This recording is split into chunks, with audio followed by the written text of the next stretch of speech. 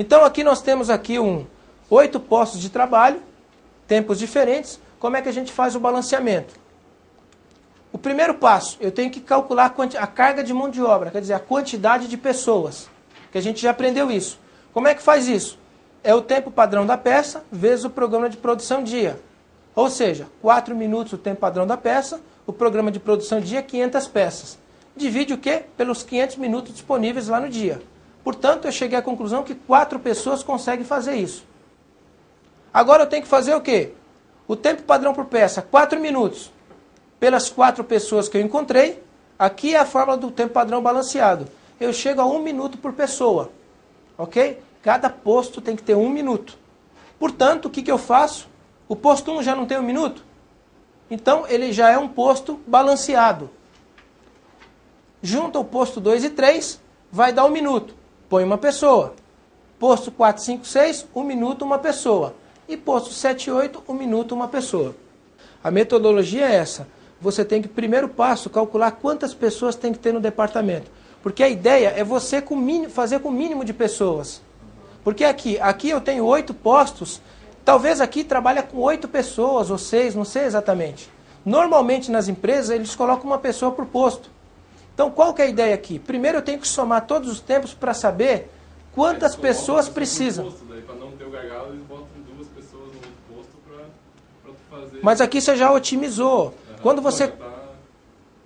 você calcula a carga de mão de obra, você já diz que para fazer esse trabalho tem que ter 4 pessoas só. Agora você tem que juntar os postos para quê? De modo que cada um dê 1 minuto por pessoa para você não ter gargalo. Quando a gente fala balancear, significa o quê? Equilibrar os tempos com o menor número de pessoas. Porque o balanceamento já parte do cálculo da carga de mão de obra. Entendeu?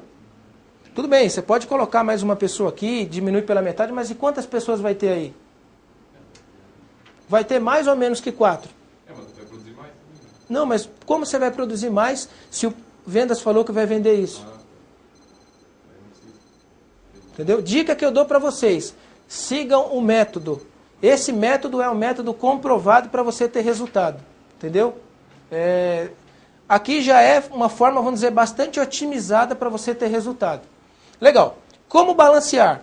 Quando o tempo padrão da operação for igual ao tempo padrão balanceado, significa que já é um posto de trabalho. No caso do posto 1 aqui, o tempo balanceado não foi igual ao tempo que já tinha no posto, então não precisa mexer, já está batendo. Quando o tempo padrão da operação for menor que o tempo padrão balanceado, existe necessidade de acoplar-se outras máquinas para que o balanceamento seja possível. No caso aqui, o tempo era menor aqui, menor, acoplamos 2. Tudo bem que aqui é um exercício que aqui juntou para dar 1 minuto em todos. Nós vamos ver mais para frente que às vezes não dá 1 em todos. Aí você tem que pegar essa operação 2 aqui, pegar os elementos, ver o que dá para puxar para o 3, para o 1, entendeu? Então, você tem que detalhar aí, no caso, para poder fazer balanceamento. Quando o tempo padrão da operação for maior que o tempo padrão balanceado, é necessário completar com horas extras, possibilitando cumprir o programa de produção dia. Às vezes você tem um tempo aqui que é um pouquinho acima do tempo balanceado. Mas para você não ser o gargalo de todo o processo, você compensa com hora extra, né? Mas se for aqui no meio da produção, já fica um pouco difícil. Mas se for no começo, já é mais fácil. No começo ou no final da linha. No meio, realmente é um pouco complicado.